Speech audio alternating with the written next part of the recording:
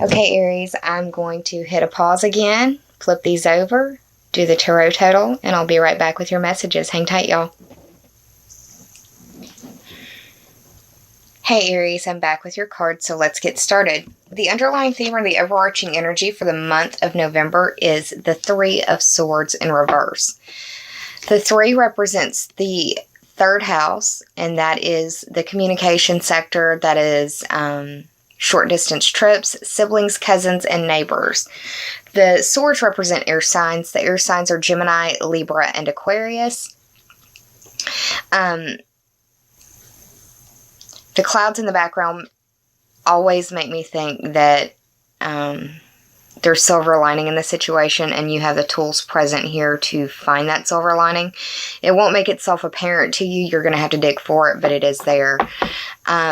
In the upright, I don't like this card as much. It looks like it's a heartache and grief, but it's something that you're experiencing or soon going to experience. In the reverse, it looks like you're getting over it because the swords are falling away from the card. And the way that the other cards are laid out, this card right here is the Six of Swords, and that's moving away from troubled waters, moving away from a sad situation, usually in the mind. But it can, your emotions are part of the mind and part of who you are. So anyways, back to this card. It looks like you've been dealing with heartache. It looks like you've been dealing with grief. And it looks like you are moving past it, or should be moving past it, the majority. Which is good. Aries aren't known for holding on to grudges per se. I mean, we get pissed off, but then we let it go. We're cardinal. We're moving on to the next thing. I have a Taurus moon and a Scorpio rising, and those are 2 fixed signs. So I'm one of those few Arians that, one of the few Aries that do hold on to things. And I'm getting better about it, but it is what it is. The first in the top 3 for clarity is the Ace of Wands. The Ace of Wands is representative of fire signs. Aries, Leo, and Sagittarius. We're having a lot of energy moving through the Sagittarius portion of your astrological wheel, so that's of note. The Ace of Wands represents the initiation, a creation point, the beginning, the start of a new idea, a new endeavor, something that you're going to go headfirst into more often than not. We've got another cloud here. More silver lining for us to dig through. It may be that you are coming out of a sad situation and going to focus your energy on something that can really take up your time. And that 9th house is a big house to take your time up in. The study of astrology is a lifelong study. The study of religion is a lifelong study. Higher education is a lifelong endeavor. Even after you graduate, many higher education degrees require continuing education units of some sort or another. So, I mean, and honestly, the minute you stop learning is the minute you start dying in my book. But I have my first house bisected by Scorpio and Sagittarius, so I was born in Germany. Way too much information about me there. Anyways, moving on. The second card is the Knight of Wands. The Knight of Wands is, it's a messenger. It's usually a fire sign messenger, or it's a courageous message. You may be having to step on your soapbox about something. I can definitely see this turning out to be like an impromptu or extemporaneous speech about some heartache that you've gone through or something, and I think you'll knock it out of the park. But the Knight of Wands, in like age parameters, if you're looking for an age group, this is late 20s, early to mid 30s, like 28 to like 36 like 36, 37. I see the kings and the queens as like in their 40s, and the knights, you know, mid to late 20s and on up to 40. So that's a little bit of a broad age range, but if it doesn't apply in the age range, it could be somebody acting that age. Wands, fire signs, that would be Aries, Leo, Sagittarius. It could be their sun, moon, or rising. But this person, it's like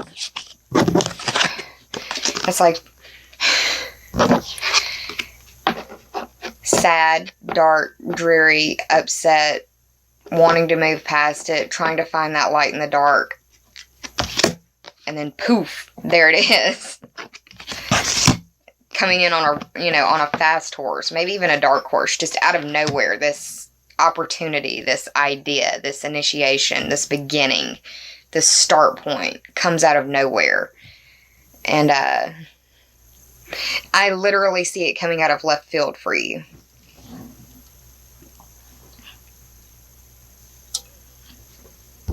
The final card in the top 3 for clarity is the Six of Swords upright. And this is moving away from a sad situation, usually in the mind. I mean, sad situations, you're sad because you're thinking about something that's got you upset in some way. It's in the mind. The swords represent the mental faculties to me. The swords are air signs. The air signs are Gemini, Libra, and Aquarius. It could involve someone of this sign group. Could be their sun, moon, or rising. But turning your back to the situation, you can't see any of their faces. And this is the troubled waters right here. And all of this is much smoother, much calmer. You're pushing away from it.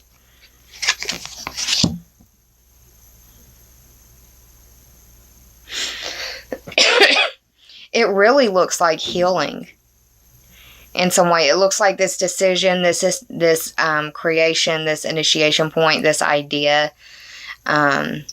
or this conversation really helps you to let go of things. It helps you to move forward. I did the total, and really there were only 2 numbers in the spread of the 4 cards that I pulled. The Six of Swords and the Three of Swords. 6 plus 3 is 9. That's the higher education house. And it is no surprise, or it's really no shock to me because I pay attention to little things like this. But the Swords cards, the only numbers in this reading, and they're both of the mental faculty. And we're talking about a lot of 9th house energy. The total is 9. Higher education, adventures, questing, long distance trips, religion, philosophy, legal system matters, politics, astrology. It's a big house. Foreign people, foreign places, foreign things. I like it. I like the way this looks for you. New beginnings are nice. It took me a long time to realize that. New beginnings can be nice. All right. I pulled 2 oracle cards for you from the Sacred Rebels Oracle deck. The first of the 2 is Diving for Light. I want you to look up what the seahorse spirit totem animal meaning means. Google that. There could be messages in that information that are pertinent or valuable to you. She is underwater. She's in her emotions. She's in her feelings. But her eyes are wide open. She's not got her eyes shut. She's seeing it for what it is. Except that without the darkness, that there can be no light. You have to have one to have the other. It can't just be all love and light. You have to experience heartache to know what love is, and you have to know you have to experience darkness to know what light is. And that's not me being, an emo kid or whatever. It's the reality of the situation. Be alert to the criticisms that you hear. Make sure that you are only taking in constructive criticism. There's a difference between destructive and constructive criticism. The stuff that tears you down and does not build you back up, just don't even pay attention to it. There's no point in it. It's satisfying somebody else's ego to give any of your energy to that. Anything that somebody tells you that is hurtful but also builds you up, those are the things that you need to listen to. The people who love you, that are trying to give you sometimes difficult messages. It's hard to hear because we're Aries and we're the boss. Don't boss me around. Rage Against the Machine. Fuck you, I won't do what you tell me. Yeah, that's us. But be alert to that criticism and only take in what is constructive. Anything else, it's not serving you, it's serving somebody else's ego and their need to push you down to make themselves feel better. Reject that. Be alert to any way that you sabotage yourself. And that's a big deal because Neptune's going direct in your 12th house, and that's the house of self-limitation. Yeah, pay attention to any of your self-sabotaging behaviors and try to identify them. This could be a spiritual testing time for you as well. But it could be to, the spiritual test is to teach you different lessons. One of those lessons could be how to identify your darkness.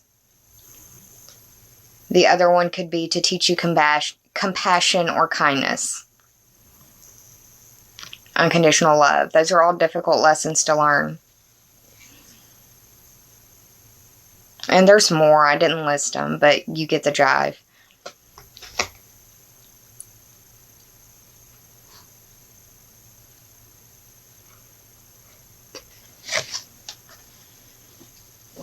Let's see. The second card that I got for you is the 26th card. Oh, that's what I didn't do. I was like, I know I didn't finish that. This is the 11th card of the Sacred Rebels Oracle deck. And the 11th house deals with your friends, your groups, your memberships, the teams that you belong to, the associations that you may be a member of. It speaks to your bucket list dreams, and it also speaks to your future wishes, goals, and dreams. Those types of things. The friends can be real life friends, and they can also be internet friends because it's the 11th house. Now, this is the 26th card of the Sacred Rebels Oracle deck, and it reads, relax the hold of darkness and be at cause. It's a lot to say.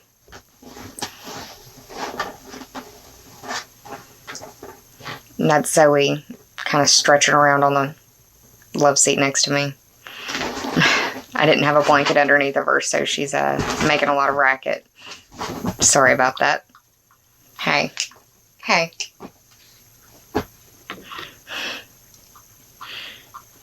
Alright, so the 26, 2 plus 6 is 8, and that's the Scorpio-ruled house of life, death, and rebirth, transformation, metamorphosis, other people's money, regeneration, and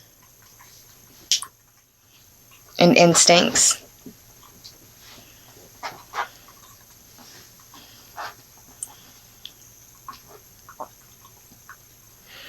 I'll be right back. She's driving me crazy.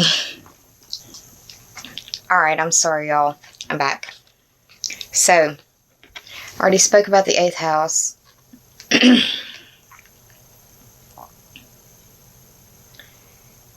This is a time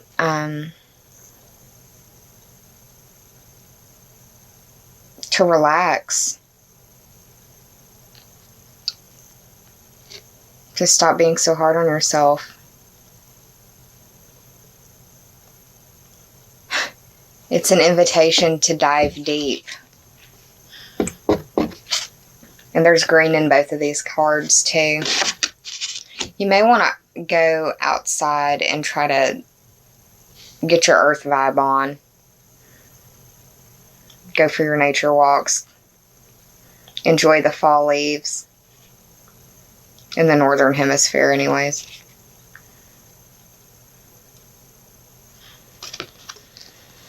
It's an invitation to shift gears and to speak your truth. But to do it in love.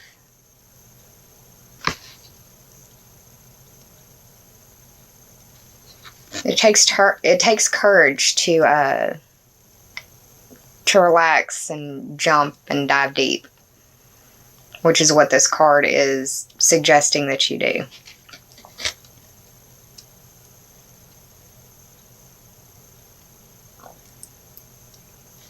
Just by the visualization of the card or the imagery of the card, it looks like you're transcending something. Almost like a level up in a video game. And I know you know what I'm talking about.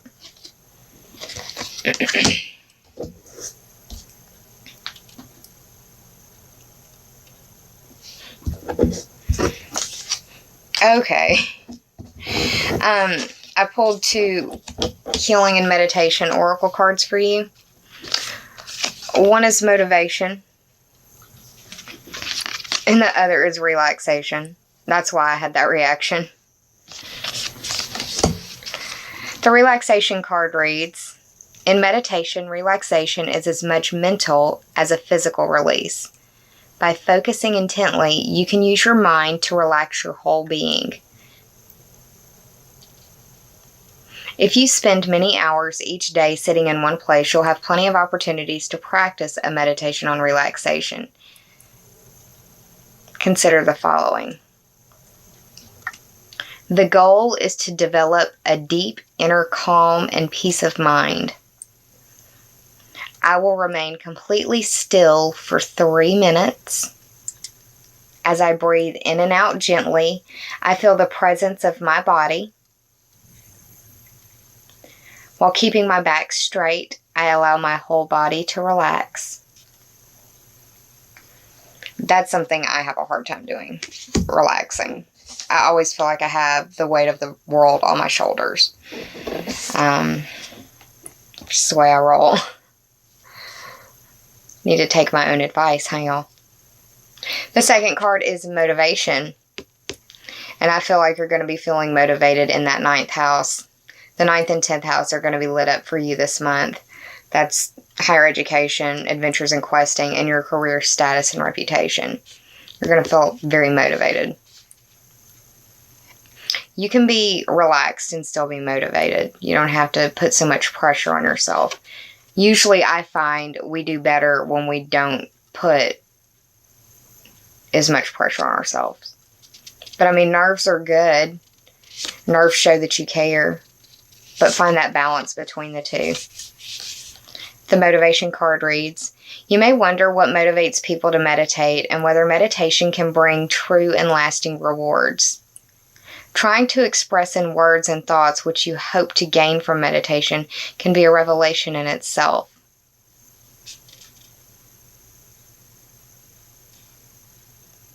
This is really for a meditation beginner. So it reads, I intend to learn more about myself and the purpose of life through meditation.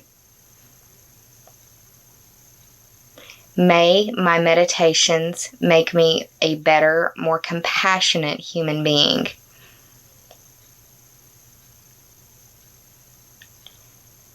May new insights and experiences broaden my horizons. May my life be happier, healthier, and less stressful. Amen, right? Okay, Aries, that's really what's going on for the month of November. I'll be around mid-month to pull a couple of cards for you, Lord willing. And regardless, you will see me in December.